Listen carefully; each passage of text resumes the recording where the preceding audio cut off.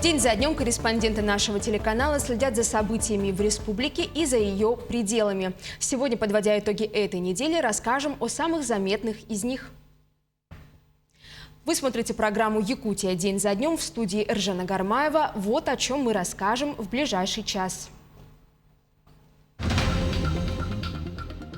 Борьба с последствиями паводка в Дагестане продолжается. Помощь оказывают и якутяне.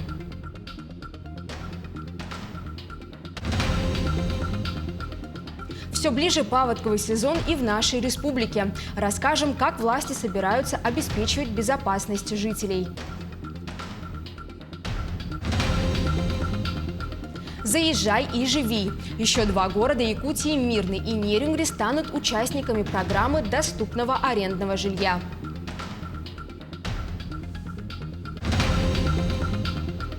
Во всем мире сегодня отмечают День космонавтики. Как его празднуют в России и в Якутии?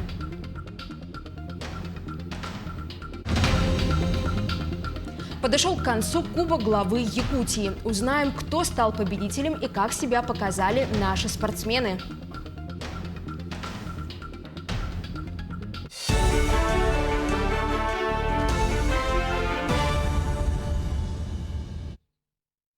Президент России Владимир Путин потребовал держать на постоянном контроле ситуацию с наводнением в Дагестане. Такую задачу он поставил, открывая совещание по ликвидации последствий паводков в регионе. Президент назвал погоду аномальной, отметив, что только за 30 марта выпало сразу 3 месячных нормы осадков. Владимир Путин потребовал постоянно держать на контроле ситуацию с наводнением в Дагестане и санитарную обстановку на фоне наводнения в регионе.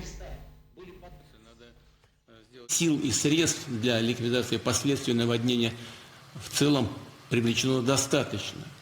Так, во всяком случае, я услышал из доклада. Сотрудники МЧС вместе с коллегами из других федеральных ведомств, силовых и правоохранительных органов действуют скоординированно. Федеральные, региональные и местные власти должны оказывать пострадавшим всю необходимую поддержку. Людям нужно помочь, поддержать их, постоянно информировать людей о текущей ситуации. На беду дагестанцев откликнулись жители всей страны, в том числе и Якутии, где объявили о сборе гуманитарной помощи. Тему продолжит моя коллега Лилия Бурцева. В конце марта, начале апреля на Дагестан обрушились мощные ливни, ставшие причиной масштабного наводнения. По количеству выпавших осадков это стихийное бедствие стало крупнейшим более чем за 100 лет. Подобные показатели были зафиксированы в последний раз в 1919 году. По последним данным, число пострадавших превысило 15 тысяч человек. Многие семьи лишились жилья и самого необходимого. За последнюю неделю в Дагестане произошли природные катаклизмы, которые на протяжении, по официальным данным, такое последнее происходило лет 100 назад, да. То есть в памяти, когда спрашивал вообще, в памяти моих родителей, дедов, они такого не помнят на своей истории. Поэтому это очень такая печальная история, которая произошла, на самом деле большая великая катастрофа для всего народа. В целом пострадали не только Дагестан, Чечня, Ингушетия тоже, но больше всего пострадала Республика Дагестан. Большое количество населенных пунктов ушли полностью под воду. Десятки тысяч людей остались без крова, без средств первой какой-то необходимости, даже без документации и всего остального. В связи с этой трагедией в Якутии объявлен сбор гуманитарной помощи. Дом культуры имени Алексея Кулаковского стал центром поддержки для жителей Дагестана. Здесь принимают предметы первой необходимости – одежду и обувь, полотенца, крупы, консервы и другие продукты длительного хранения. Все национально-культурные объединения нашей республики откликнулись на эту боль и оказывают помощь материальную, кто как может, практически все. Я сейчас обращаюсь уже к народу нашей республики, ко всем. Давайте поможем нашим друзьям и братьям, которые попали в трудную жизненную ситуацию в Дагестане. Потому что мы знаем, что это такое, и это наш долг, это проявление нашей дружбы и сострадания к нашим соотечественникам.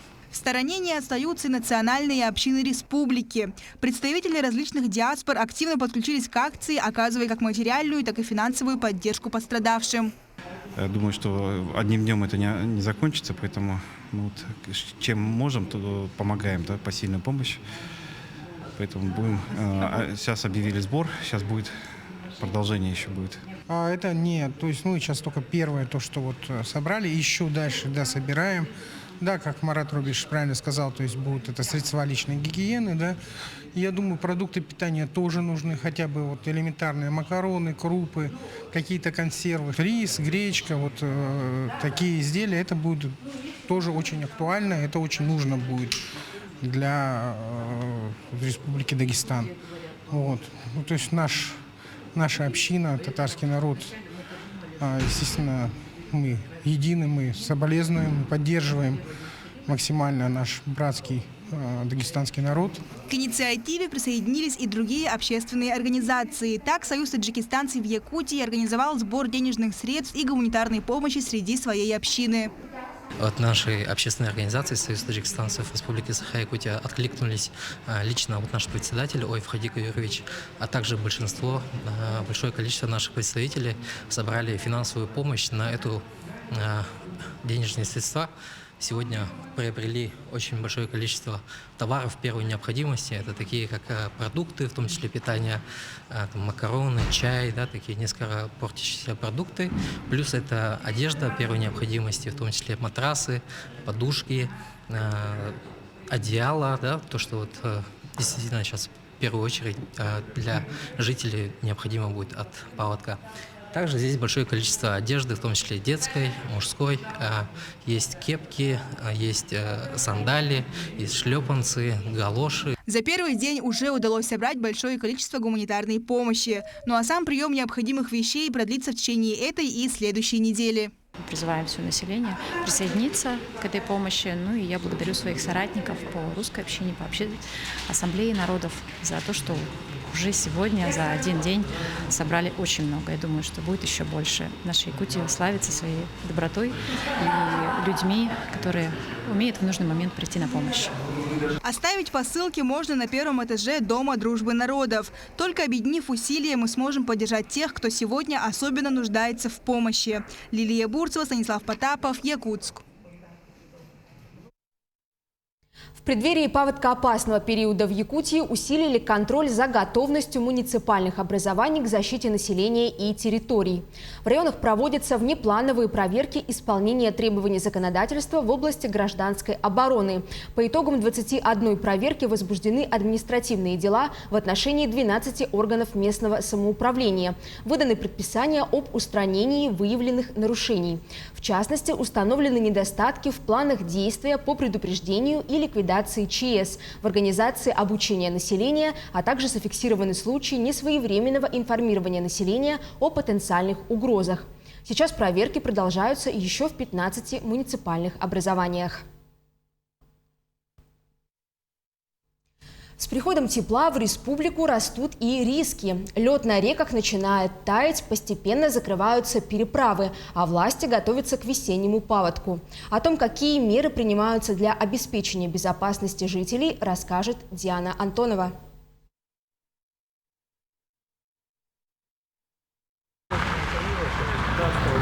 Переправа закрывается, после этого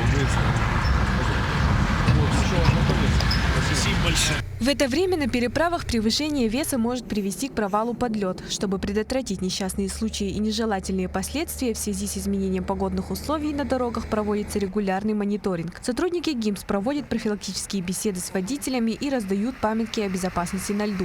Вот проинформировали, МЧС проинформировали, дали информацию, когда закрывается, какие правила. Конкретно по поводу переправы, то, что максимально разрешенная скорость на ней 60 км в час.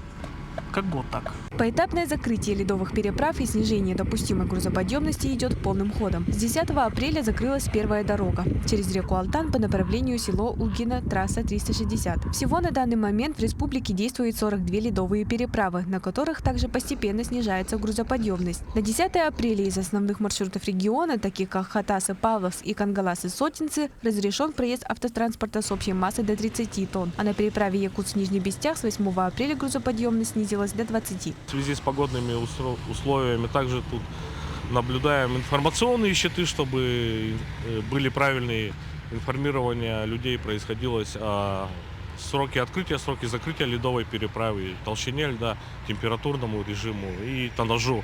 На тоннаж обращаем особое внимание. С 15 апреля проезд по ледовым переправам в центральных районах будет полностью запрещен для всех видов транспорта. А в арктических районах ледовые переправы будут работать до 20-25 апреля. Но все зависит от погодных условий. В связи с закрытием зимника в Якутии готовятся к межсезонным перевозкам. Всего будет задействовано на главной переправе порядка 25-30 единиц судов на воздушной подушке, порядка 5 аэроботов, которые будут работать в период ледохода. Ну и, соответственно, перевозчики заявили о том, что цены на перевозку повышаться не будут и останутся так же, как и в прошлом году.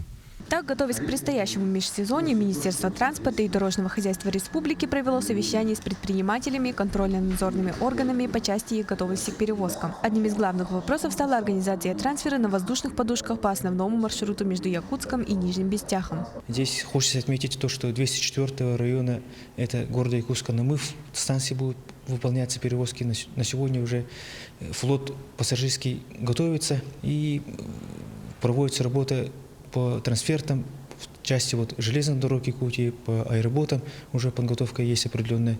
И готовность воздушных судов в случае, например, как в предыдущие годы, в сложных условиях, когда будет, воздушные суда тоже будем привлекать. Также в это время в регионе началась активная подготовка к предстоящему половодью. Из-за обильного снегопада предстоящий паводок может стать одним из самых сложных за последние годы. Уже за первые дни апреля снега выпало гораздо больше месячной нормы. У нас температура воздуха по территории республики в основном ожидалась в пределах нормы, местами чуть выше, но осадков ожидали по долгосрочному прогнозу больше нормы. Оно, в принципе, так и будет. Если, например, по городу Якутску, то мы за первые 9 дней апреля уже получили гораздо больше месячной нормы осадков. Если норма осадков 8 миллиметров, у нас уже выпало 11,5. По прогнозам Ленского бассейнового водного управления, в этом году в зону потенциального подтопления попадают 121 населенный пункт республики. Мероприятия по подготовке к весеннему паводку начались еще с марта. В эти дни активно идут работы по зачернению льда. Более 700 га необходимо зачернить, но самое сложное здесь надо расчистить от снега и торосов. По процентным соотношению почти 80% расчищено, это самое главное. Скоро завершат ребята. Зачернено половина, 50%. По распиловке у нас 41 тысяча метров. Намскулус, ребята молодцы, подрядчики все сделали, завершили. По процентным соотношению у нас там 70% получается. В Намском Улусе много затароопасных участков, поэтому работы ведутся интенсивные. На реках Лена и Алдан работа по распиловке подходит к концу, а по зачернению льда уже завершили 120 гектаров из 161. В реестр попали 18 населенных пунктов, начиная с села Идес и заканчивая села Сыгындах. В данное время находимся под села Умьяхтах Идейского наслега. До конца этого месяца мы должны все работы принимать и комиссионно составить акт. Помимо этого, в улусах и районах республики проходят профилактические мероприятия для жителей подтопляемых населенных пунктов. Идет подготовка спасателей, строительство гидротехнических сооружений и обеспечение заречных сел всем необходимым. Диана Антонова, Станислав Потапов, Юргияна Романова, Иннокентий Кривошапкин. Якутия. День за днем. Мы продолжим подводить итоги минувшей недели после небольшой паузы. Оставайтесь с нами.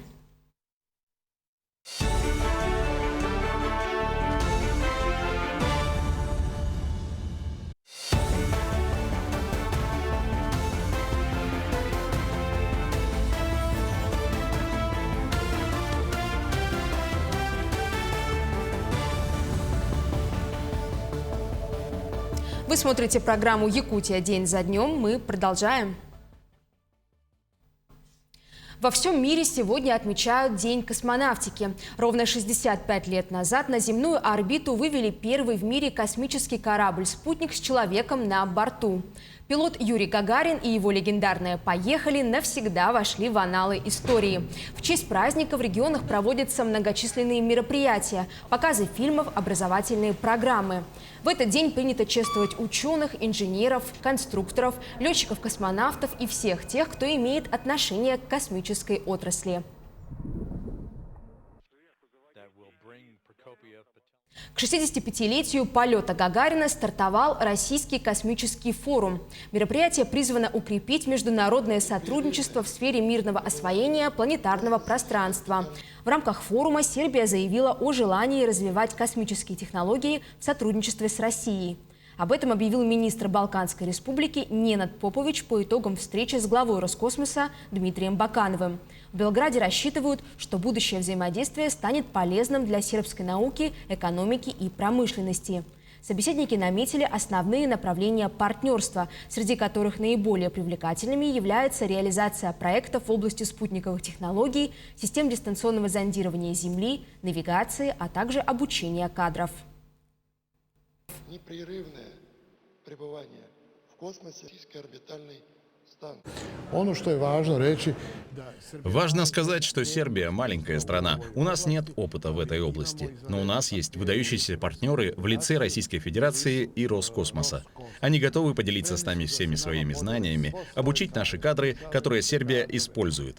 Все свои знания в течение десятков лет они вложили в это и являются одними из лидеров, бесспорных лидеров в мире в области исследований, в области космических технологий. И Сербии тоже есть что предложить. У нас действительно есть выдающиеся инженеры, у нас есть выдающиеся технические колледжи, наши технологические компании, которые занимаются новыми технологиями, искусственным интеллектом, сегодня признаны во всем мире, и мы являемся лидерами в регионе Юго-Восточной Европы. Это сотрудничество принесет огромную пользу Республике Сербия сейчас и принесет пользу российской стороне в будущем.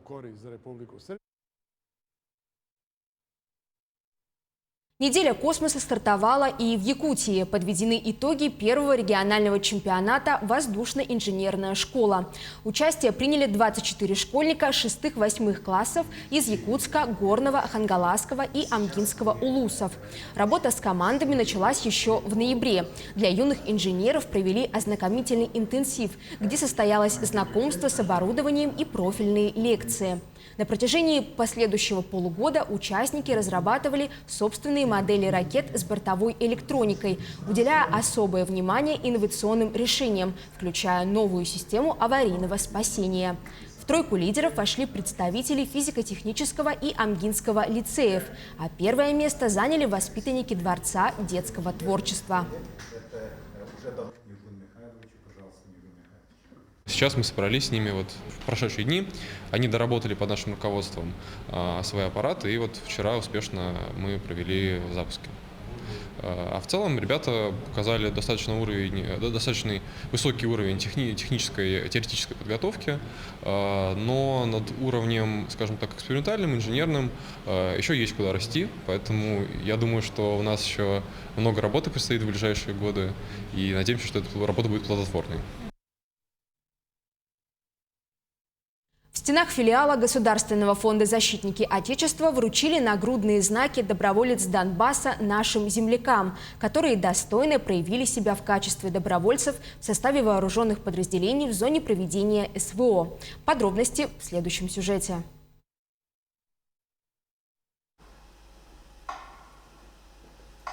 Минутой молчания почтили тех, кто храбро сражался за Родину. Сегодняшние герои, воины СВО, встали в этот бессмертный строй. Их имена – это не строчки в сотках, а новые звезды на небосклоне национальной славы. Сегодня нагрудные знаки удостоверения вручили 11 добровольцам, которые, рискуя собственной жизнью, отправились на зону боевых действий. Сегодня Якутское региональное отделение Союз добровольцев Донбасса и фонд «Защитники Отечества» будут вручать знаки добровольцев Донбасса ветеранам и тем ребятам, которые достойно защищали свою родину, проявили патриотизм и достойно защитили свою родину. Сейчас в Якутском региональном отделении Союза добровольцев Донбасса входит свыше 400 членов, ветеранов боевых действий, которые оказывают непосредственную помощь. Также бойцам в тылу помогают фонды, объединения, общественные организации, а также Лига женщин, в которой сейчас входит 15 женсоветов. Мы сегодня поздравили защитников Донбасса. И вообще в течение всего вот этого периода, когда началась специальная военная операция, наша лига поддерживает наших бойцов, потому что мы понимаем, что они находятся и на том рубеже, и они стоят за нас, за наших детей. И многие наши родственники, зятья, братья, мужья, они тоже, кто-то остался за ленточкой, кто-то воюет сейчас. И поэтому мы понимаем, что нужно поддерживать всех, все волонтерские движения. Вот мы стараемся каждый раз отзываться на их призыв, чтобы помогать, чтобы наша помощь была более реальной, более такой доступной.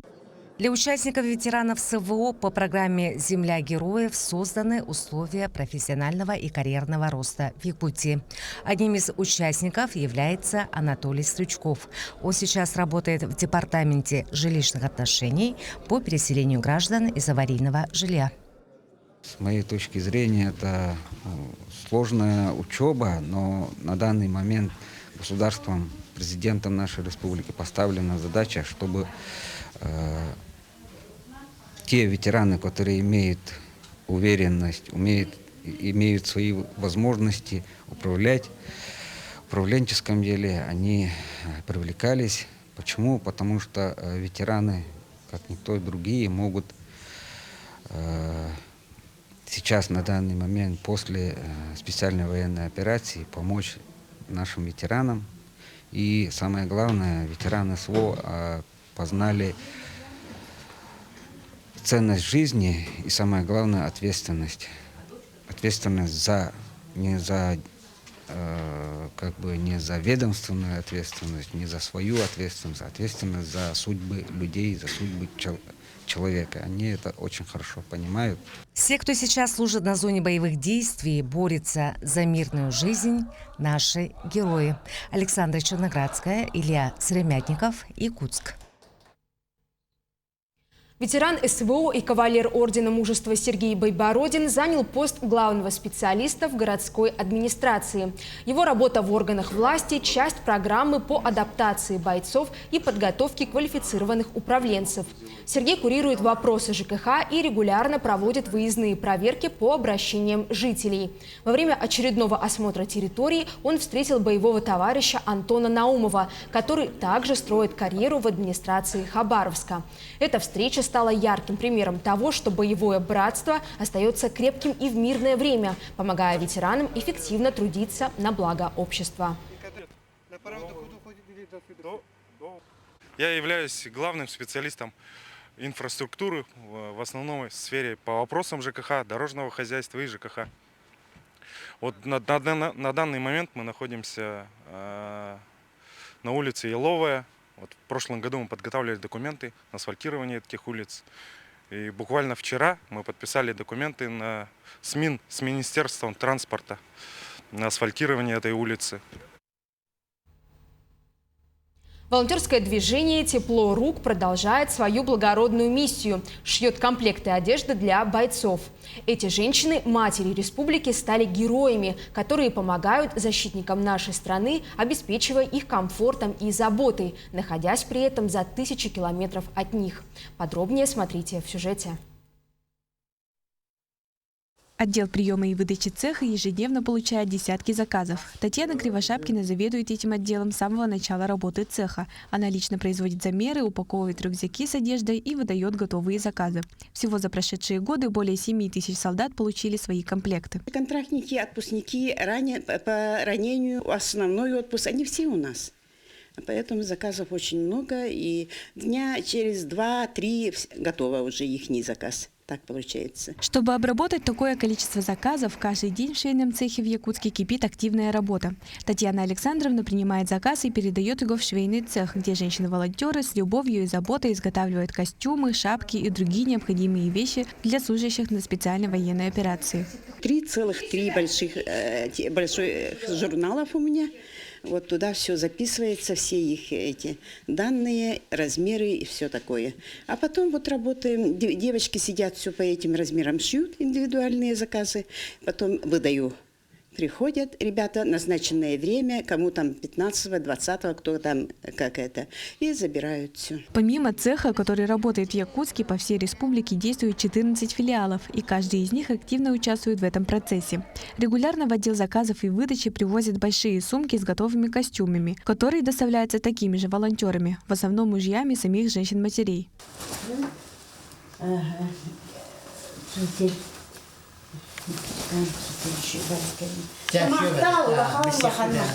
Каждый волонтер здесь вносит свой неоценимый вклад. Кто-то трудится на швейном цехе, кто-то доставляет готовые костюмы, а кто-то заботится о самих работниках цеха. Полина Степанова работает здесь более 3 лет. Ее блюда стали родными и любимыми для каждого из волонтеров и даже для бойцов, приезжающих за заказом.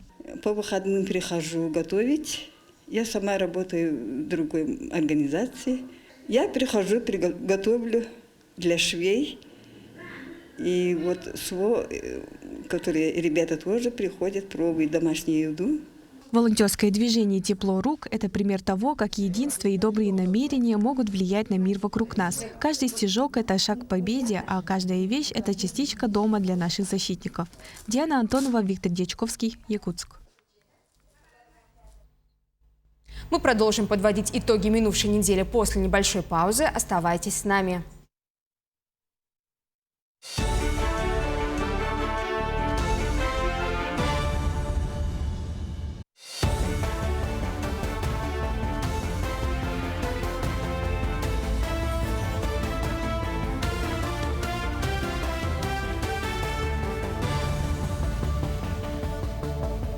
Вы смотрите программу «Якутия. День за днем». Мы продолжаем.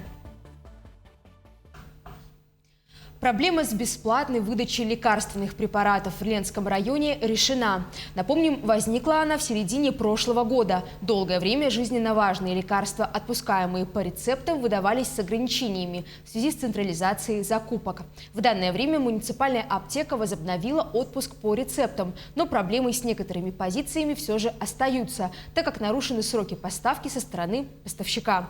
Какие меры принимает Ленская ЦРБ, нам рассказал заместитель главного врача.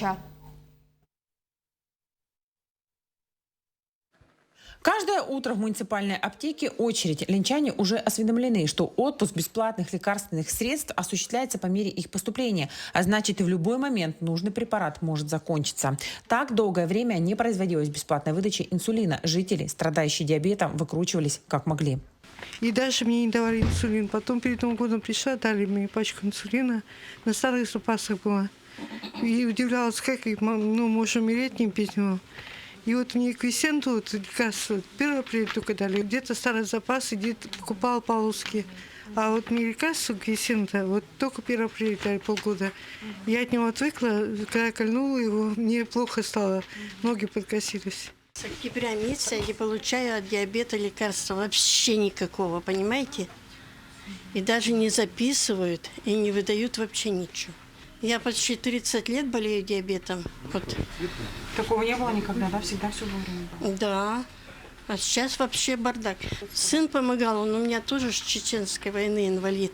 Но вот живет со мной, хоть он женат и живет, боится меня оставить.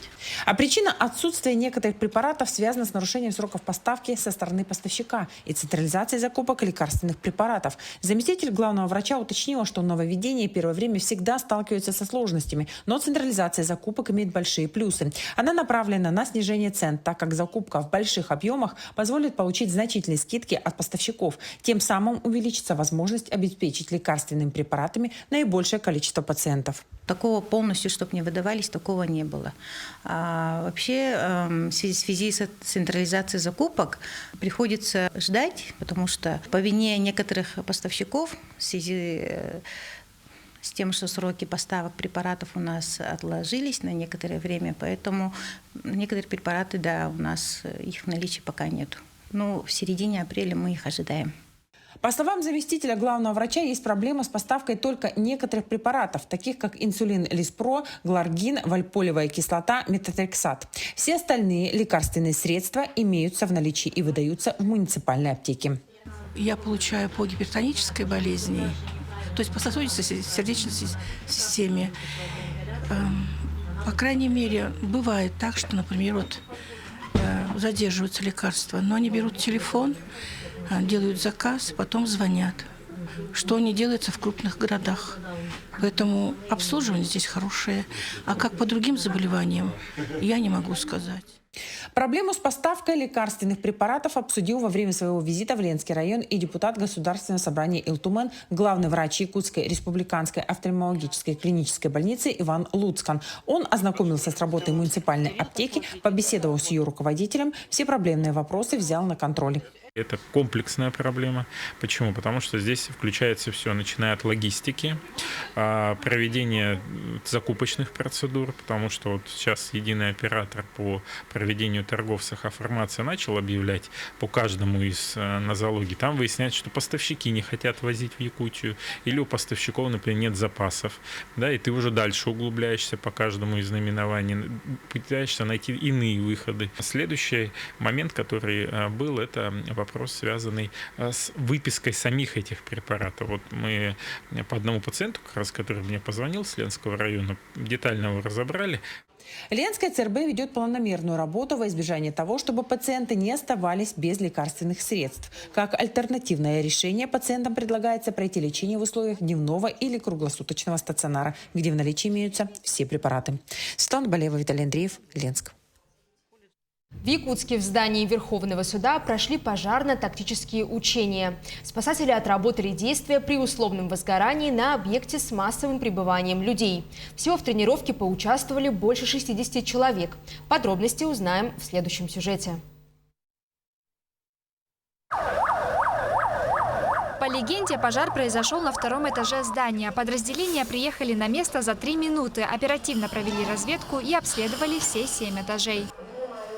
Этот объект считается наиболее сложным. Во-первых, это его этажность, непосредственно само наличие того, что это здание органов государственной власти. Также следует учитывать особенность здания, что наличие различных кабинетов разной площади, разной вместимостью. И непосредственно, что могут проходить заседания судебные с лицами, которые находятся под конвоем.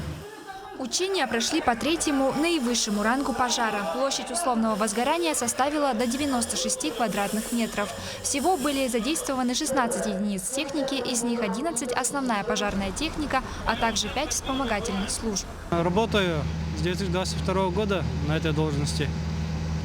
Сложности бывает, конечно, но для этого и проводим учения. Самое сложное – это сперва преодолеть себя, чтобы не было никакой паники. И действовать, выбрать правильные решения. В ходе учений применялись дымовые завесы, которые создавали условия задымления и позволяли отрабатывать действия в ограниченной видимости. Использовался и автоколенчатый подъемник, который помог эвакуировать людей, находящихся выше 3-го этажа. Условно в этом пожаре была завеса, дымовая завеса была. Это уже как в настоящем пожаре, чтобы ориентироваться в дыму, как производить разведку, как, в общем, тушение пожара, а также спасение людей. Особенностью этих учений является расположение здания. Рядом проходили линии электропередач, которые требовали особой осторожности при использовании пожарной техники. Также и внутри здания были свои нюансы. В плане планировки, да, есть сложности, много кабинетов, где могут находиться люди, и, соответственно, сложная планировка это всегда усложняет поиск пострадавших. Подразделения отработали все этапы ликвидации условного пожара в установленные сроки. По итогам пожарно-тактического обучения спасены 8 человек, а эвакуированы 81. София Мельникова, Илья Сыромятников, Якутск. «Заезжай и живи». Еще 2 города Якутии, Мирный и Нерюнгри, станут участниками программы доступного арендного жилья. Механизм был разработан по поручению президента России Владимира Путина. Так, с 2024 года договор аренды заключили 117 специалистов.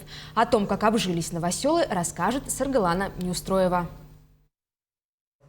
Свою небольшую евродвушку недалеко от центра Якутска Сергей Сыроватский снимает всего за 11 тысяч рублей. Разница с рыночной стоимостью колоссальная. И нет, Сергей не арендует у родственников или знакомых. Договор он заключил с государством по программе доступного арендного жилья. В последний день приема заявок буквально отправил через госуслуги заявку. Ну и все, и до ноября забыл. Потом в конце ноября я поехал в командировку и был без связи на севере. В город приехал, мне звонят и спрашивают, а вы будете здесь жить? Я говорю, да, конечно, но все, подходите. Таким образом, в Якутске и Алдане жилье получили 117 молодых специалистов. Договор с ними заключается на 3 года, при желании его можно продлить. И приятной не только стоимость аренды. Во всех квартирах свежий ремонт, новая мебель и бытовая техника. Мебель здесь вся была. Я докупил вот только микроволновку, чайник и матрас. Все остальное здесь было. Вот, бытовая техника вся была. Очень, заезжай и живи реально. Кстати, заехать в такое жилье могут не только молодые специалисты, но и участники СВО и члены их семей, а также студенты. Главный критерий – платежеспособность и отсутствие жилья в собственности. Пока, правда, заселиться не получится. Все дома уже заняты. Но уже скоро в Якутске и в других городах ведут новые объекты. В 2026 году планируется сдать еще 810 квартир в 4 городах республики: Якутск, Алдан, Нерюнгри, Мирный. Всего в планах республики 1003 квартиры. На сегодняшний день по программе уже построено 2 дома в городе Якутске и 1 дом в городе Алдане. Всего 193 квартиры.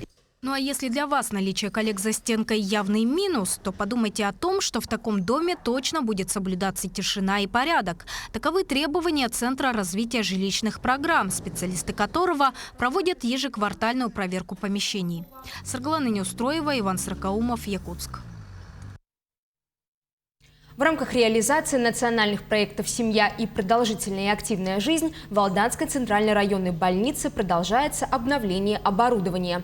Коллективом ЦРБ также ведется активная профилактическая работа. Немало внимания уделяется популяризации семейных ценностей. В канун Дня беременных, который отмечается 7 апреля, для будущих мам было организовано чаепитие. Встреча прошла под девизом «Быть мамой модно». Почему, узнали наши коллеги. Жительницам Алдана, пришедшим на прием в женскую консультацию с детишками, теперь проще занять малышей. В коридоре появился вот такой уголок. Обстановка поступила в городскую поликлинику по национальному проекту «Семья». Ранее в рамках федеральной программы в женской консультации было обновлено диагностическое оборудование, а кабинеты оснащены удобной мебелью. КТГ, аппарат ЭКГ, СМАТ, УЗИ – это все новое оборудование, кресла. Все это специально для удобства женщин. Без очереди, все здесь у нас в условиях женской консультации. По национальному проекту «Семья» предусмотрена всемирная поддержка будущих мам. Активно ведется профилактическая работа, направленная на предупреждение серьезных заболеваний и выявление ряда патологий на ранних стадиях. Сегодня в рамках общей диспансеризации проводится оценка репродуктивного здоровья. Перечень обследований направлен на выявление факторов, способных негативно повлиять на зачатие, течение беременности и послеродовой период.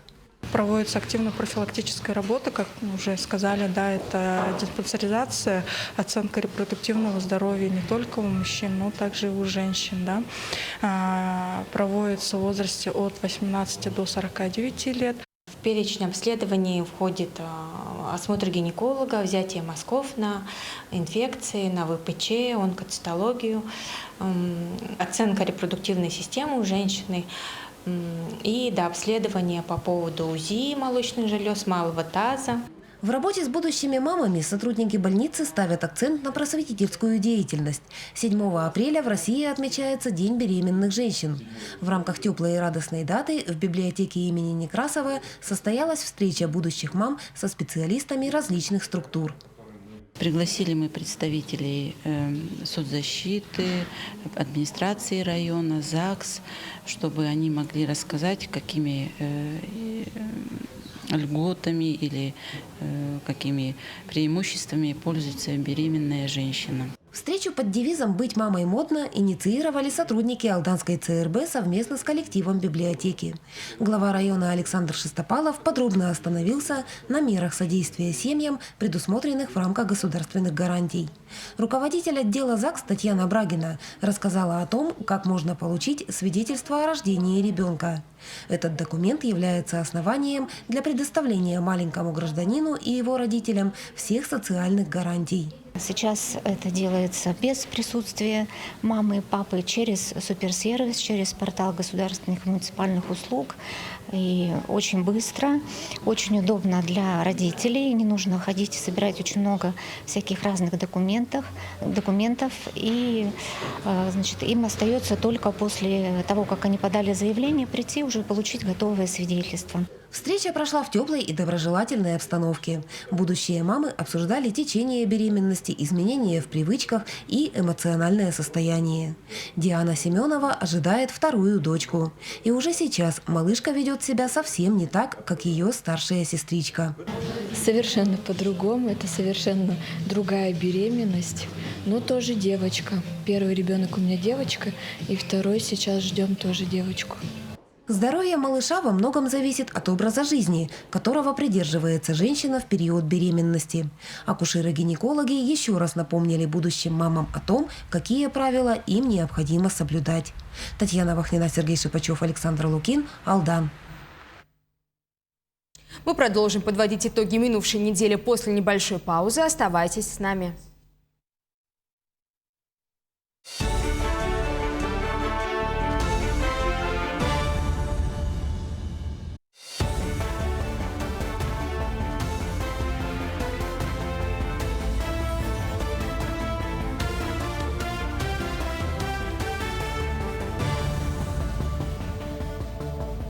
Вы смотрите программу «Якутия. День за днем». Мы продолжаем. В столице республики отметили юбилей одной из старейших кладезей знаний Севера – модельной краеведческой библиотеки имени Белинского. Свою летопись учреждение ведет с 9 апреля 1886 года. Читальня открылась по инициативе епископа Иакова. Подробнее об истории учреждения и его развитии расскажет Анастасия Пуляева. Честь имею объявить. Вот таким изысканным слогом 9 апреля 1886 года начиналось объявление об открытии публичной библиотеки, родоначальницы Центральной городской библиотеки имени Белинского. На протяжении 140 лет библиотека являлась культурным ориентиром для горожан, претерпела ряд изменений. Она была Центральной городской библиотекой с 70-х годов. В 1948 году нам было присвоено имя Виссариона Григорьевича Белинского. В 1922 году мы стали краеведческой библиотекой, а в 1924 году мы стали уже модельной библиотекой. На сегодняшний день кладезь знаний является местом притяжения как для читателей, так и креативной молодежи. На базе библиотеки располагается медиалаборатория по продвижению якутского языка и чтения на родном языке, а также клубы по интересам. Немаловажным является и пополнение книжного фонда. В самом начале он составлял порядка 20 тысяч экземпляров. Фонды нашей библиотеки, в общем-то, были основаны политическими ссыльными. Они, когда сюда приезжали, привозили книги, и некоторые книги у нас сейчас хранятся в отделе документных фондов. Фонды, когда я пришла, в общем-то, богатые были фонды. И не сказать, что вот мало книг было. Но, конечно, тогда был книжный голод, и поэтому были очереди на книги, заказы мы принимали. А сейчас очень хорошо у нас сформирован фонд. Мы приобретаем новые издания, и у нас читатели даже отмечают, что у нас один из самых лучших фондов в городе. В 2024 году Белинка получила статус модельной библиотеки и функционирует в формате современного центра креативных индустрий, объединяющего читальную зону, коворкинг, краеведческий сектор якутсковедения и сектор электронных услуг. В рамках национального проекта «Культура» в помещениях обновили техническую базу и создали комфортные зоны для читателей всех возрастов. Ежегодно библиотека имени Белинского участвует в федеральных грантах, очень успешно, скажу. И и создаются условия для всего населения. Сегодня централизованная библиотечная система работает как один из основных органов вот именно по культурной политике.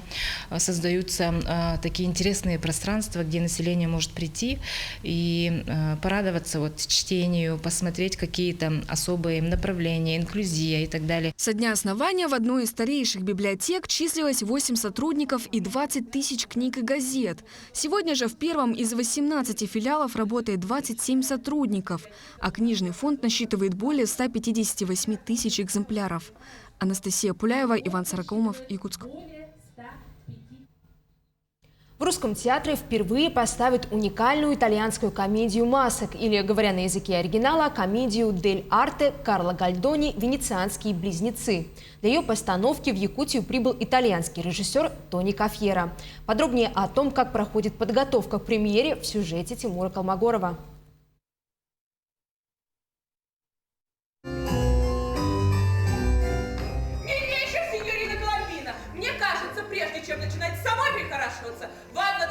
История комедии, ставшей классикой, перенесет зрителей на 300 лет назад в город Верону. Два брата-близнеца Дзанетто и Тонино по воле случая одновременно прибывают туда, чтобы пожениться. Один простак с добрым сердцем, другой же целеустремленный и интеллектуальный молодой человек. Загвоздка и один из ключевых моментов постановки является то, что ни один из них не знает о существовании другого. Вашим покорнейшим услугам. Это прислуга? Жаль. Для актеров и для театра комедия «Дель Арте» стала абсолютно новым жанром. Тем не менее, под руководством итальянского режиссера-постановщика Тони Кафьера все вопросы и сложности оперативно решаются. Я не был в Италии никогда в жизни, и о менталитете итальянцев судил только по фильмам, по каким-то книгам. И вот вживую, увидев этого человека, я убедился, что на самом деле это правда. Он живой, он яркий, он искренний, он талантливый, он неравнодушный.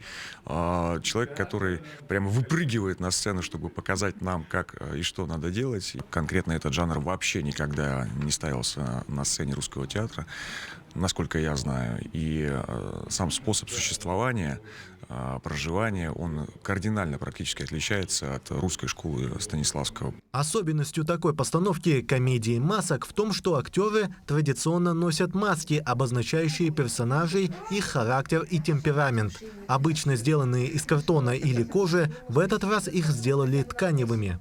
Это первый опыт для нас. Он был тоже очень сложный, потому что приходилось индивидуально работать. Делали сначала вот такие заготовки. Вот такие заготовки. Одевались на каждого актера индивидуально, отрисовывались глазки, чем дышать, ротик. А потом уже отдавали пастижерам, и вот получались вот такие экземпляры. Комедия «Дель Арте» «Венецианские близнецы» — это не просто очередной спектакль, но прародитель нынешних комедийных образов. Здесь нет задуманных эмоций. Актеры, исполняя роли персонажей, дополняют их своей игрой, тем самым преодолевая свои маски. Выберите жизнь, а мне отдайте эту, даму. Женщина не мир полом, а жизнь у человека одна. Данную постановку мы решили сделать, потому что совершенно новая для Якутска и даже для России. Я очень доволен знакомством с русскими артистами. Здесь очень хороший театр с прекрасной технической группой, и если случаются какие-то трудности, то все встают на ее решение. Комедия «Венецианские близнецы» увлечет зрителей необычными персонажами, неожиданными поворотами и даже трагичными и драматичными моментами. Сама премьера состоится 17 апреля. Тимур Колмогоров, Станислав Потапов, Якутск. Кубок главы Якутии завершился победой международного гроссмейстера из Свердловской области Дмитрия Кокарева. Это второй триумф спортсмена на земле Аланхо. Впервые обладателем кубка шахматист стал в 2024 году. Всего же на состязаниях себя показали 145 спортсменов из 12 регионов России, в том числе 7 международных гроссмейстеров. Кроме того, соревнование является этапом Кубка России, что повышает его статус. Из числа якутских шахматистов 8-е место после титулованных спортсменов занял Владислав Жирков.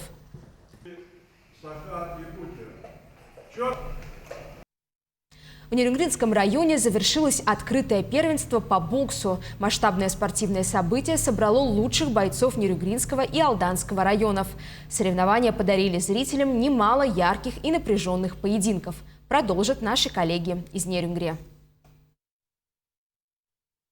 В состязаниях приняли участие боксеры разных возрастных категорий со всех поселений Нерюнгринского района и из города Алдан. Детей не становится меньше, детей достаточно для того, чтобы заниматься боксом. У нас открываются дополнительно клубы в Нерюнгринском районе. Это «Панчер», это работает клуб «Тур» спортивный. Также спортивная школа представляет все залы Нерюнгринского района. Это поселок Чульман, Сербор, Беркакит, Иенгра и зал бокса имени Размахнина, который находится в детском садике «Малыш».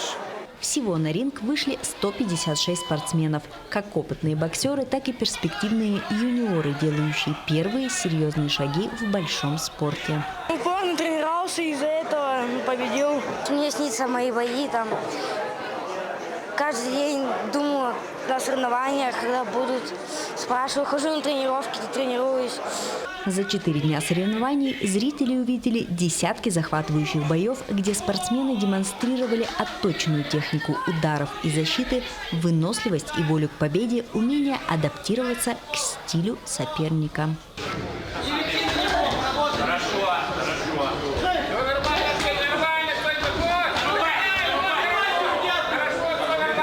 У нас сейчас наоборот контингент растет.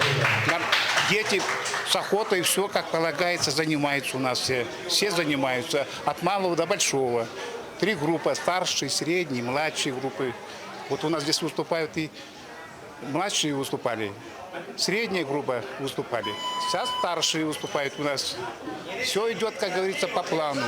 Судейская бригада, состоящая из квалифицированных рефери и боковых судей, внимательно следила за соблюдением правил и объективно оценивала действия каждого боксера. Боксеры показали хороший уровень подготовки. То есть можно сказать, что мы этими соревнованиями фактически закрываем учебный год наш.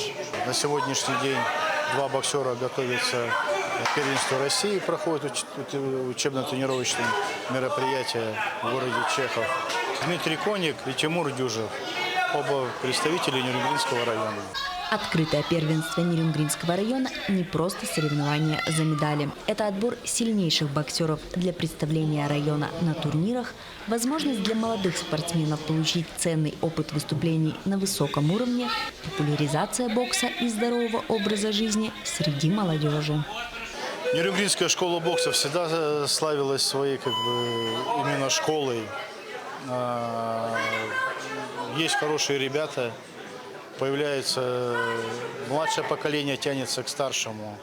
То есть в этом году мы уже 3-й год подряд наш район занимает 1-е место на спартакиаде школьников Республики Саха. После завершения соревнований боксеры получили заслуженные награды, признания, мастерства и воли к победе. Екатерина Павлова, Захар Головин, Нерюнгри. Такое увидели эту неделю наши корреспонденты. Мы продолжаем следить за развитием событий. Я с вами прощаюсь. До встречи в эфире.